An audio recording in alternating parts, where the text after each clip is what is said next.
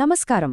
ఈనాటి మన విశ్లేషణలో భారతదేశ ఆహార భద్రతా వ్యవస్థ వెనుక ఉన్న ఆసక్తికరమైన యంత్రాంగాన్ని పరిశీలిద్దాం.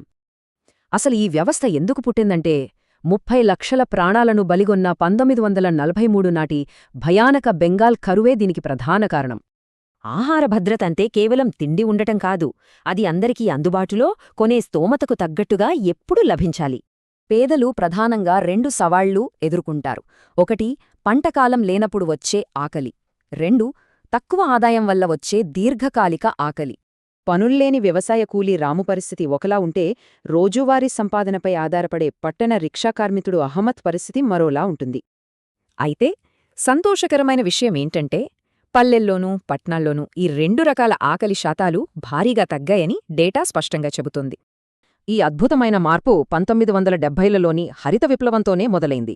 ఆహారధాన్యాల ఉత్పత్తిలో మన భారతదేశాన్ని ఇది స్వయం సమృద్ధిగా మార్చేసింది.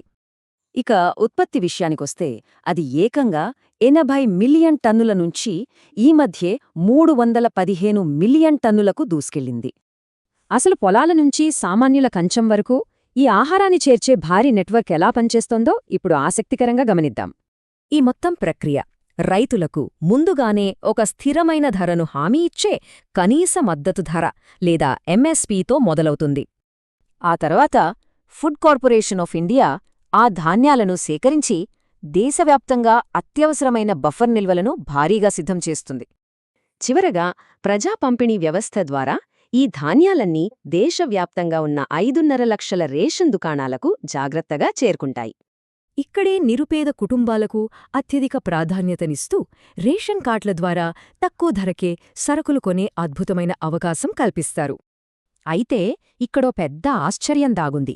ప్రభుత్వ ధాన్యాగారాలు నిండిపోతున్నా ఇంకా కొన్ని చోట్ల ఆకలి చావులు మనకు కనిపిస్తూనే ఉన్నాయి. 2022 నాటికి కేంద్రం దగ్గర అపారమైన మిగులు ధాన్యం ఉంది. అది కనీస బఫర్ నిబంధనల కంటే చాలా ఎక్కువ. గోదాముల్లో ధాన్యం కుళ్ళిపోవటం, అక్రమంగా దారిమళ్లడం, అలాగే ఎక్కువ నీరువాడే పంటల వల్ల పర్యావరణ నష్టం లాంటి సవాళ్లు ఎన్నో ఉన్నాయి. మరోవైపు ఈ స్థానిక కొరతను తీర్చడానికి అమూల్ లాంటి సహకార సంఘాలు, కొన్ని ప్రాంతీయ ధాన్యం బ్యాంకులు విజయవంతంగా ముందుకొస్తున్నాయి. అంతా బానే ఉంది. కానీ నిజమైన ఆహార భద్రత అందరికీ అందాలంటే ఈ భారీ వ్యవస్థను మనం భవిష్యత్తులో ఎలా మార్చుకోవాలి ఆలోచించండి.